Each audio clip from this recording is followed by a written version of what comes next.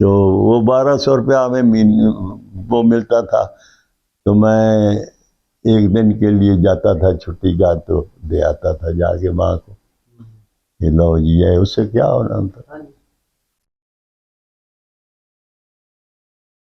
इधर मैंने देखा ये बात अच्छी थी, मतलब ठीक था, लुक आफ्टर करते थे, खाना शाना ठीक था, रहना भी ठीक था, कोई ज़्यादा काम शाम नहीं था, और पढ़ाते शढ़ाते थे थोड़ा थोड़ा। हाँ, लेकिन नाकस किस्म की पढ़ाई होती थी उनके पास, कौन से कोई ट्रेन टीचर है, कोई नहीं। बस रहा वहाँ रहे, 2 साल बाद उन्होंने हमें सिपाही बना दिया, भी आर्मी में रहना अभी आप आते थे। फिर हमारी तनख्वाह हो गई 2900 रुपया। डबल हो गई, ज्यादा हो गई, डबल से। फिर 2900 रुपया तनख्वाह हो गई, बस वो हमें मिलती थी, तो वो मैं अपने माँ को पहुँचा देता था, वालिद साहब को दे देते थे, इस तरीके से होती रही। तो आप घर में सबसे बड़े थे? हैं? आप घर में सबसे बड़े थे? नहीं, मेरे मुझसे बड़े एक और। वो वाह वाले जो थे वो आप? हैं? वहाँ में जो एक आपके भाई थे, वहाँ में रहते थे आप? हाँ हाँ, वो भाई भाई ने हाँ वो जी, बड़े थे।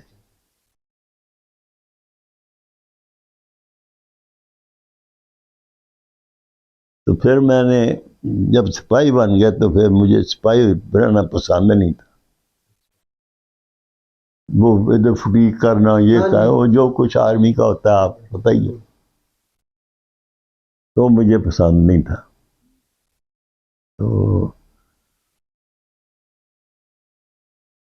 और फिर मैंने कहा कि यहाँ क्या किस लाइन में चले जाऊँ, सिपाही बनना बनाना नहीं था। फिर मैंने कहा भी चलो अस्पताल की नौकरी कुछ बेहतर है, पूरा चल गया एएमसी में? नर्सिंग सिपाही हो जाओ। अच्छा, नर्सिंग स्कूल उस वक्त एएमसी नहीं थी मेरे ख्याल से। एएमसी में था, अच्छा, एएमसी के अंदर ही नर्सिंग? एएमसी की तरह। अच्छा,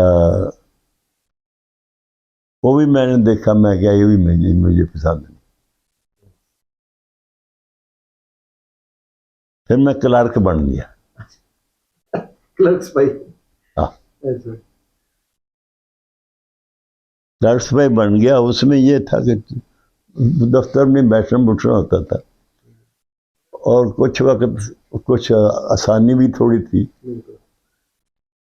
तो वो जो टाइम था, फिर मैंने खुद पढ़ना शुरू किया। 10th क्लास, 9वीं की 10वीं की मैंने किताबें खरीद ली, वो फिर खुद पढ़ता था, दफ्तर में भी बैठ के जब जो वक्त मिला वो पढ़ लिया। फिर जब कमरे में गए तब भी पढ़ लिया, क्योंकि वो क्लर्क को अलहदा अकोमोडेशन मिलती थी उस अच्छा वक्त। अच्छा, प्रिविलेज था। हाँ, तो इसलिए उसमें थोड़ा बहुत मैं पढ़ लेता था। रात के वक्त 10 बजे लाइट्स ऑफ हो जाती थी, जैसा आर्मी का प्रोसीजर है। तो जब सारी दुनिया सो जाती थी, तो फिर मैं बाहर निकल के, एक सड़क के ऊपर बल्ब लगा होता था, वो उसकी रोशनी काफी थी, मैं वहां चले जाता था। अच्छा, वहाँ बैठ के बल्ब के नीचे रात को 11 बजे 12 बजे पे, फिर वहाँ फिर मैं तकरीबन 2-3 घंटे पढ़ता, और फिर आके सो जाता। इस तरीके से फिर मैंने मैट्रिक किया। क्लर्क के अंदर ही? हाँ क्लर्की के दौरान ही मैट्रिक हो गया आपका? हाँ, उसी के दौरान ही मैट्रिक किया। अच्छा, मैट्रिक उस वक्त मैट्रिक पास जो था वो कमीशन के लिए अप्लाई कर सकता था। हाँ, वो जेसीबी होता था ना उस वक्त। हाँ, हाँ जी, हाँ जी। तो जब मैं अजय अभी सर्टिफिकेट नहीं मिला था, 5-6 महीने लग गए सर्टिफिकेट मिलने में। उस 5-6 महीने में ये चेंज हो गया, रूल ही चेंज हो। रूल बदल गया। उन्होंने कहा ये अभी FA। अच्छा। तो वो मेरा बड़ा दिल दुखा है। हमने इतनी मेहनत कर देखो मेहनत किए थे, देखो चलो मैं क्या, अल्लाह ताला निकालेगा इससे। मैट्रिक हो गया था, फिर भी कर लेते। हाँ निकालेगा। तो फिर मैंने FA की किताब में भी ली। उसमें मुझे एक उस वक्त लैंग्वेज कंपलसरी थी, अच्छा। कोई ना कोई लैंग्वेज कंपलसरी थी। तो मैं ना मुझे फारसी आती थी, ना अरबी आती थी, ना फ्रेंच, ना ऐसा अंग्रेजी नहीं सी रख सकती। अच्छा, अंग्रेजी नहीं रख सकते ना, अंग्रेजी तो मस्त थी, वैसे ही थी ना कि बोल आम थी, आम थी। पाकिस्तान में भी उन्होंने कहा कि इसको लाजमी क्या रखे, ये तो होनी होनी। बाकी जो थी वो उनका था। वो फिर हमने जब दाखिला भेजा, उसमें रखा क्या था, हम पूछते फिर भी क्या करें, फलाना करें, कहते फिर फारसी रख ली मैंने। अच्छा, फारसी जबरदस्त जुबान। फारसी ना मुझे ई आती ना हूँ आती, कुछ नहीं आता था। हाँ, तो कोई पढ़ाने वाला भी नहीं था। जाहिर है वहां तो किसी को भी नहीं आनी होनी थी। क्योंकि आर्मी बैरक्स में तो कोई आ नहीं सकता था। फारसी को कहाँ से सीखूं। हाँ भाई, ये क्योंकि ये लैंग्वेज तो कंपलसरी थी, अगर उसमें रह गया तो रह गया सारी। उसका भी प्रॉब्लम था। फिर और कोई साथी भी नहीं था जो ऐसा करे। एक बंदा कैद में है, क्या करेगा, क्या करेगा, बिल्कुल सही करेगा। बहरहाल फारसी की हम किताब तो ले ली, लेकिन कुछ समझ नहीं थी आती क्या करेंगे। जब तक पढ़े ना इंसान, किसी से सीखे ना, कुछ नहीं हासिल होता। वो फिर मैंने घर गया, वालदा साहबा से कहा कि है हूँ परेशानी, ये फारसी नहीं आनी, बाकी तो चलो पासिंग मार्क ले ही लूँगा, ये तो बिल्कुल नहीं पता।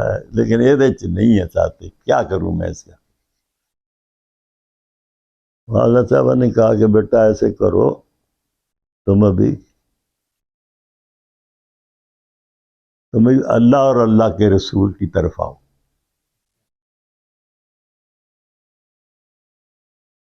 और उनसे अपना प्रॉब्लम जिक्र करो,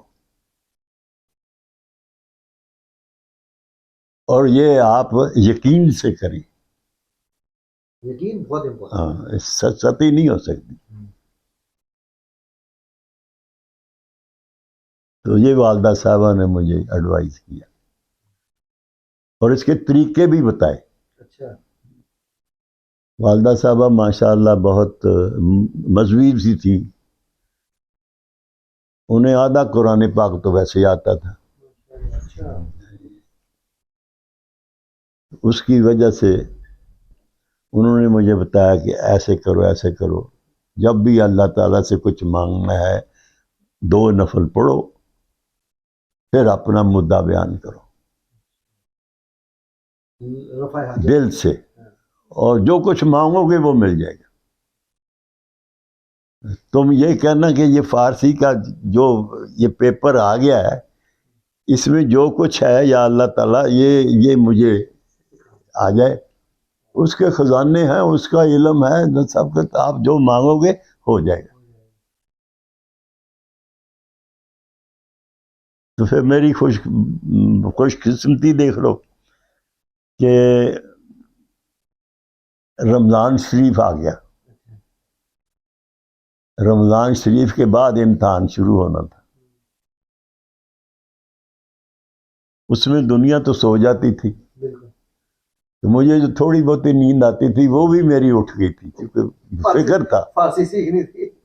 हाँ, एक बंदा चाहता हो कि मैं इस खड्डे से निकलूं, हाँ जी। और फिर वो फंस गया हो ऐसे हाथ में, ये भी मेरे पास बस में नहीं, ये भी मेरे बस में नहीं, मैं क्या करूं? तो फिर सोचता ही रहता है, बिल्कुल सही। फिर वो ऐसे ही करता रहता है।